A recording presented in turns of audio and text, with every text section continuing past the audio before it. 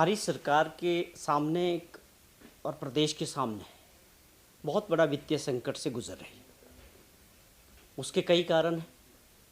कर्जों का बोझ होना या पिछले 5 वर्ष जो सरकार रही भाजपा की, दुर्भाग्यपूर्ण रहा कि उन्होंने इस बात की ओर ध्यान ही नहीं दिया, कोई ऐसे फैसले नहीं लिए, ऐसा प्रयास नहीं दिखा जयराम जी की सरकार में कि प्रदेश की आर्थिक स्थिति को ठीक करने का कोई प्रयास किया हो।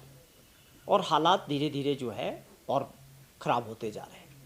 ये ज़रूरी है कि कुछ हम ऐसे फैसलों को रिव्यू करें जो पिछली सरकार ने, मुझे लगता है, बिना जल्दबाजी में, बिना सोचे समझे, बिना होमवर्क किए इस योजना को शुरू किया। आप ये समझें कि अगर 500 करोड़ रुपया एक साल का इस योजना पे खर्च होना है और आपने बजट में ये प्रोविज़न नहीं किया है कि ये 500 करोड़ रुपया कहाँ से आएगा। आपने योजना लागू कर दी, लेकिन हमारी सरकार ने और माननीय मुख्यमंत्री जी ने इस बात को समझते हुए 2-3 ऐसे फैसले किए हैं जिससे प्रयास साफ तौर पे दिखता है कि हमारी प्राथमिकता और सरकार की प्राथमिकता प्रदेश की आर्थिक स्थिति को ठीक करने की, और उसके लिए लेने भी पड़ेंगे। आज पूरे प्रदेशवासी जो है कर्जे के बोझ में दबे हुए हैं। जो आज स्थिति है, जो हमारे पास जो कर्जा है उसको रीपेमेंट करने के लिए और उसका ब्याज चुकाने के लिए ही सारा हमारा पैसा, बहुत सारा उसमें निकल रहा है। तो ये आवश्यकता है कि आज अच्छे फैसले किए जाए, कुछ योजनाओं की समीक्षा की जाए। जैसे आपने ये जिक्र किया कि इस योजना में कौन सी ऐसी प्रोजेक्ट, 900 करोड़ के करीब अभी देनदारी है, जिसमें 400 कुछ करोड़ रुपया 146 ऐसे प्राइवेट छोटे नर्सिंग होम और छोटे हॉस्पिटल्स हैं जिनका पैसा सरकार ने जो है उन हॉस्पिटल्स को देना है।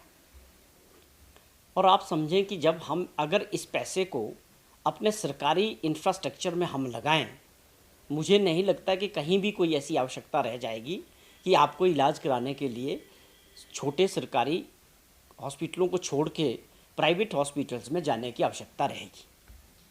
और जिस प्रकार से इसमें अभी सामने आए, पिछले दिनों सरकार ने और माननीय मुख्यमंत्री जी ने इस बात को चर्चा की थी कि भाई इसमें मिसयूज़ हो रहा है। आपके सामने है काफ़ी बड़ा इसमें जिस प्रकार से घपले हो रहे हैं। लोग इस योजना का मिसयूज़ कई जगह प्राइवेट हॉस्पिटल्स या नर्सिंग होम के साथ मिलके कर रहे थे। मुख्यमंत्री जी ने इसका एग्जाम्पल भी आपको बताया कि किस प्रकार हर्निया के ऑपरेशन का अगर 25,000 बनना है तो 1 लाख रुपए तक के बिल बनाएंगे। ये जो नेक्सस काम कर रहा है, हमारे और आपके और प्रदेश की जनता के पैसों के साथ मिलके जो लूटने का काम चला, उसको बंद करने की बहुत आवश्यकता है।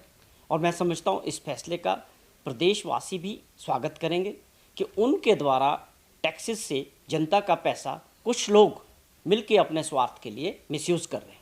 ये सरकार की और माननीय मुख्यमंत्री ने अपनी जिम्मेवारी समझी कि हमें ऐसी योजनाओं को जिसमें लोग मिली भगत करके हमारा और आपका पैसा का मिसयूज़ हो रहा है, चोरी हो रही है, उसको रोकने की हमारी ये जिम्मेवारी थी।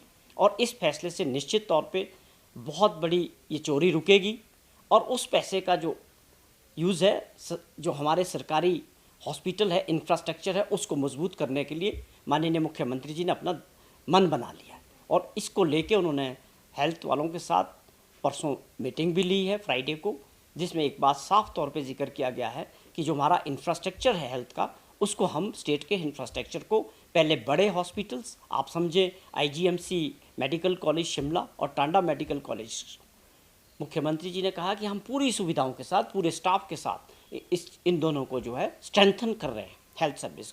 उसके बाद नेक्स्ट फेज में डिस्ट्रिक्ट हॉस्पिटल्स और हमारे जो ब्लॉक के हॉस्पिटल्स हैं उनको स्ट्रेंथन करने की तरफ आगे बढ़ रहे हैं।